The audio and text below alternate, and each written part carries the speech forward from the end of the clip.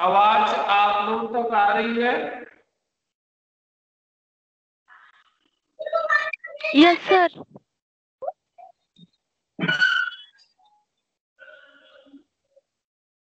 Next point की ओर बढ़ते हैं। संदेश वाहन को सुविधाजनक बनाना, कम्युनिकेशन को इजी करना।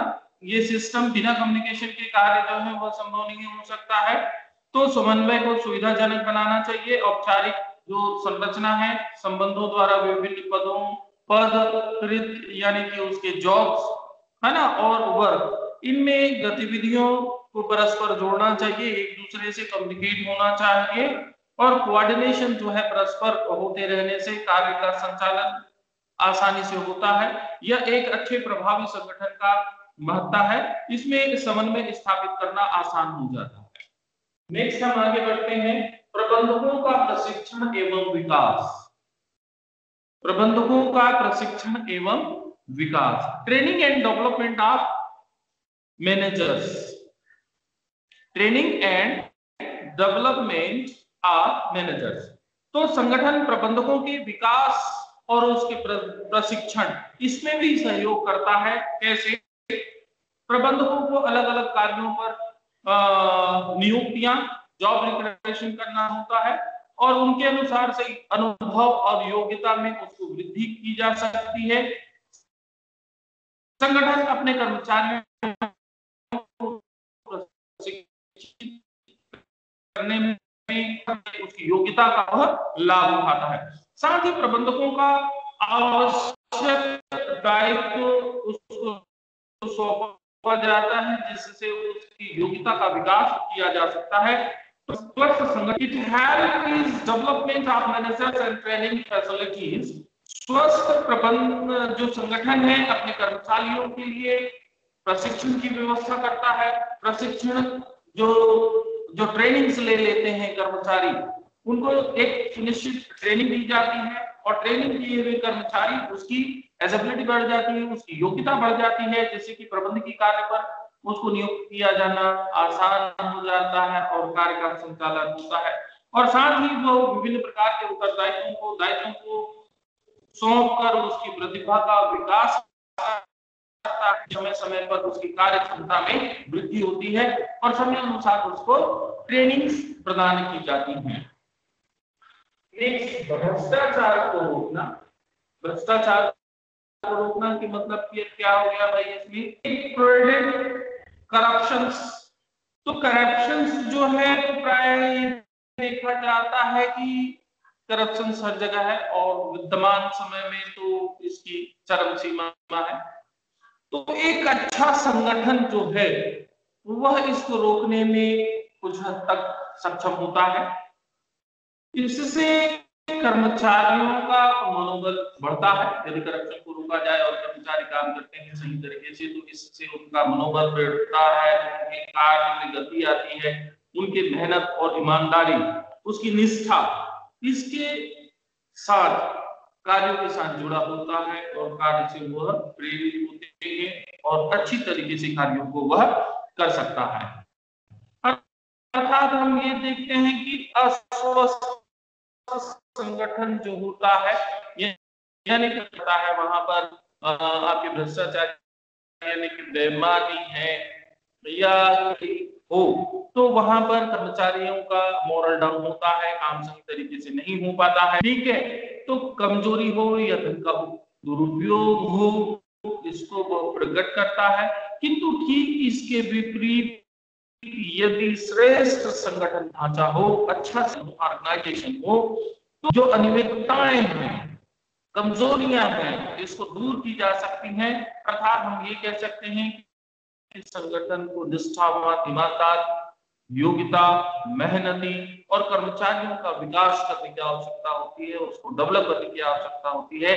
तो प्रत्येक व्यक्ति का कार्य व्यवस्थित ढंग से निर्धारित होना चाहिए, उसके आधार पर मौद्रिक, पारिश्रमिक और मौद्रिक प्रेरणाओं को, यानी कि उनको समय समय पर प्रोत्साहित करते रहना चाहिए, जिससे कि इन चीजों को रोका जा सकता है, भ्रष्टाचार को रोका जा सकता है, करप्शन जो है उसको कम की जा सकती है और पूरी तरीके से स्टॉपिंग किया जा सकता है।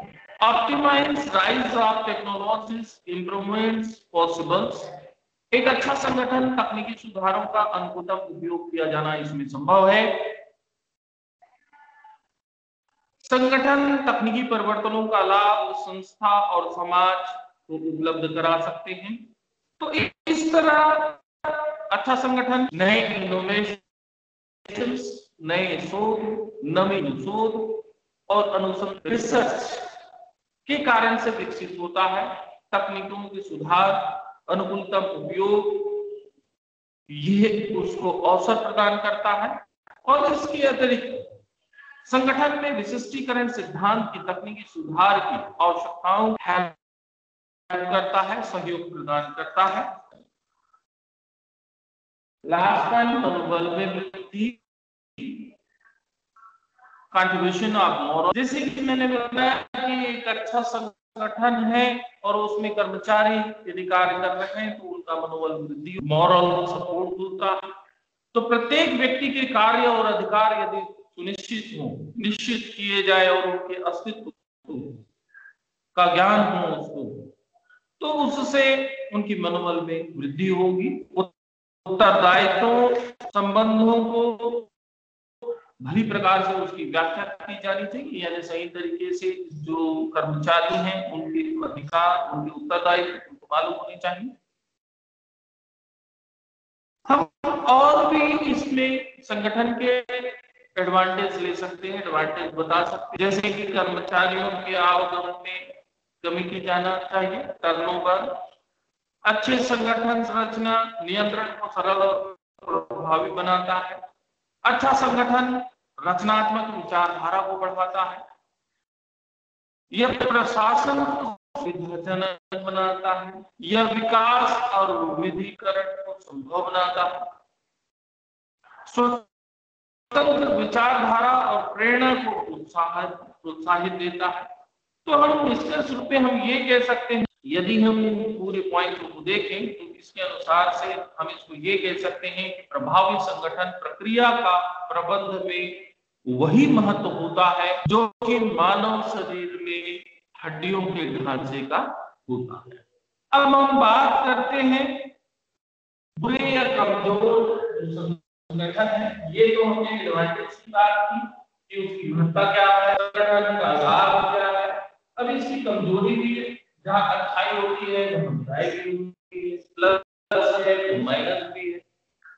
तो इसमें जो कमजोरी है, संगठन के दोष कह सकते हैं, संगठन का दोष, संगठन की कमजोरी, डिफेक्ट्स ऑफ ग्रेट और वीक ऑर्गेनाइजेशन, आप ये कह सकते हैं। तो गलत संगठन संरचना व्यवसाय के निष्पादन को रोकती है, यहां तक कि उसको नष्ट भी कर देता। कहते हैं ना कि भाई यदि डिसीजन सही तरीके से नहीं होंगे तो उसके परिणाम भी उसी तरीके से प्राप्त होते हैं। तो संगठन जो है इसमें समन्वय का अभाव, यदि हम इसको ले तो इसका परिणाम क्या हो सकता है? गलत या बुरे संगठनों में गंभीर परिणाम प्राप्त होते हैं, जैसे अधिकार दायित्वों में समन्वय स्थापित न होना, समन्वय का अभाव होना, औपचारिक की भरमार होना, प्रयत्नों का अव्यय होना, लाल फीताशाही का होना, निर्णय धीमी गति से लिए जाए, गलत क्रियाओं का संपन्न होना। तो इस तरीके से ये एक आदर्श संगठन नहीं हो सकता। संगठन के उसमें काफी नुकसान है, इनके दोष। तो संगठन जो है, गलत संगठन संरचना व्यावसायिक निष्पादन के कार्यों को रोकता है, यहां तक कि उसको वह नष्ट भी कर सकता है। कर्मचारियों के मनोबल को गिराता है, रचनात्मक और सृजनात्मक विचारों का प्रोत्साहन नहीं किया जाता। उच्च प्रबंधकों का दैनिक कार्यों यानी रूटीन वर्क जो है उसी में उनको फंसा के रख देना। तो ये आपके बुरे संगठन के दोष हैं। अब हम बात करते हैं एक अच्छे संगठन की, आइडियल ऑर्गेनाइजेशन। ठीक है,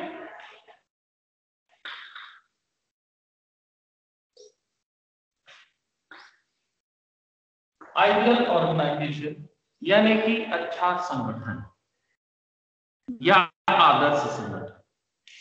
तो एक अच्छा संगठन वही माना जाता है जो संस्था के उद्देश्य को प्राप्त करने में सहायक सिद्ध हो। इसको मैं पॉइंट वाइज बता देता हूं।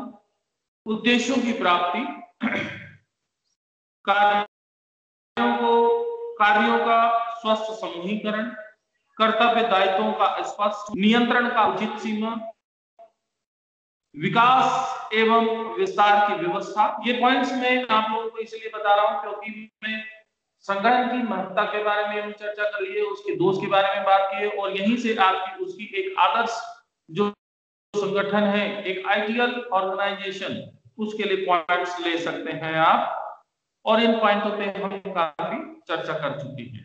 तो नियंत्रण की उचित सीमा, विकास और विस्तार की व्यवस्था, प्रभावशाली संदेश वहन, विशिष्ट कार्य संतुष्टि का विकास, कोऑर्डिनेशन समन्वय होना, इजी टू एग्जिट यानी कि क्रियान्वित करने में सुगम होना, स्टेबिलिटी स्थायित्व, संगठन संतुलन ऑर्गेनाइजेशन बैलेंस सही तरीके से होना, मानवीय शक्ति का अधिकतम उपयोग। तो अर्थात हम ये कहें कि एक अच्छा संगठन जो है वह तभी हो सकता है जब उसमें उद्देश्यों की प्राप्ति के लिए उसको तैयार, यानी संगठन के उद्देश्य को प्राप्त करना उसमें संभव हो सके, यानी कार्यों का डिस्ट्रीब्यूशन जो है वह सही तरीके से हो, योग्य व्यक्ति के लिए हो, कार्य सही तरीके से किए जाए और व्यक्ति को प्रदान किए जाए, उसमें कर्तव्यों दायित्वों का सही तरीके से उल्लेख हो, उसका आवंटन भी सही तरीके से होना चाहिए, अलॉटमेंट सही तरीके से होना चाहिए, जो रिस्पॉन्सिबल स्पेन ऑफ कंट्रोल है, यानी कि प्रत्येक जो स्तर पर संबंधित अधिकारियों के नियंत्रण अधीनस्थों की उचित संख्या के अनुसार होना चाहिए। ऐसा नहीं है कि 40-50 लोगों के लिए एक ही व्यक्ति का कंट्रोलिंग दे दिया गया, उसमें 5-6 लोगों के बीच में समूहीकरण के रूप में उसको यदि कंट्रोलिंग दी जाए तो वह सही तरीके से कार्यों को कर लेता है। विकास और विस्तार यानी कि scope of development of expansions, यानी एक अच्छे संगठन में संस्था के विकास और विस्तार की व्यवस्था होनी चाहिए, इसमें लोचशीलता होनी चाहिए, फ्लेक्सिबिलिटी होनी चाहिए, अर्थात परिस्थितियों के अनुसार से उसको मोल्ड करना संभव हो सके। इफेक्टिव कम्युनिकेशन होना चाहिए, प्रभावशाली संदेश वहन, यानी प्रबंध के क्षेत्र में कम्युनिकेशन का काफी महत्व होता है, यह व्यापक होता है, इसलिए संगठन के प्रत्येक स्तर पर प्रभावशाली संदेश वहन की व्यवस्था होनी चाहिए जिससे कि निरंतर उसकी आवश्यकताएं पूरी हो सके। संदेश द्विमार्गी होना चाहिए, आदान प्रदान करते रहना चाहिए, आदेश ऊपर से नीचे या नीचे से ऊपर की होनी चाहिए, सुझाव होने चाहिए, सजेशंस होने चाहिए और उसका इम्प्लीमेंटेशन होना चाहिए, स्पेशलाइजेशन होना चाहिए। जैसे कि हम इस पे बात कर चुके हैं कि विशिष्टीकरण संगठन का एक अभिन्न अंग है, स्पेशलाइजेशन जो है यह काफी महत्वपूर्ण होता है, इसलिए विशिष्टीकरण के अंतर्गत प्रत्येक कर्मचारी को उनकी रुचि और कार्य योग्यता के अनुसार से उसको कार्यों का विभाजन होना चाहिए या दिया जाना चाहिए। कार्य की संतुष्टि के लिए उसमें विकास यानी कि प्रमोशन ऑफ जॉब सस्पेंशन यानी उत्पादन के विभिन्न जो घटक हैं मानवीय संगठन महत्वपूर्ण होते हैं, इसलिए संगठन की सफलता इस बात पर निर्भर करेगी कि वहां अपने कर्मचारियों को कार्य संतुष्टि प्रदान करता है या नहीं, और संगठन को इस दिशा में निरंतर प्रयत्नशील रहना चाहिए। कोऑर्डिनेशन, ये कोऑर्डिनेशन काफी महत्वपूर्ण होता है, संगठन में कोऑर्डिनेशन होना बहुत अच्छा है, यानी कि एक अच्छा संगठन संस्था के विभिन्न विभागों, उप विभागों, कार्यों और उप कार्यों में समन्वय स्थापित करता है और उसका समर्थन होना चाहिए। इजी टू एक्ट यानी कि क्रियान्वित करने में सुगम। एक अच्छे संगठन की एक विशेषता यह भी होनी चाहिए उसमें कार्य बड़ी आसानी से और सुगमता से मितव्ययी हो सके, अर्थात संगठन सरल और व्यवहारिक होना चाहिए, जिससे कि कार्य को संपूर्ण की जा सके और उद्देश्यों की प्राप्ति की जा सके। स्थायित्व होना चाहिए। एक आदर्श संगठन की ये विशेषता है कि वह संगठन ऐसा होना चाहिए जो दीर्घकालिक हो, यानी कि लंबे समय तक के लिए हो। तो निष्कर्ष रूप में हम ये कह सकते हैं कि सर्वोत्तम संगठन वो है जो सामान्य व्यक्तियों को असामान्य कार्य करने में सहायता प्रदान करता है। तो वास्तव में आदर्श संगठन वही है जिसमें आदर्श संगठन के सभी सिद्धांतों का पालन किया जाए। ओके, ये चैप्टर यहीं पर समाप्त होता है। यदि किसी को कुछ पूछना हो, कोई पॉइंट में डाउट हो, तो वो पूछ सकते हैं। किसी को कोई डाउट है, कोई कुछ पूछना चाहता है?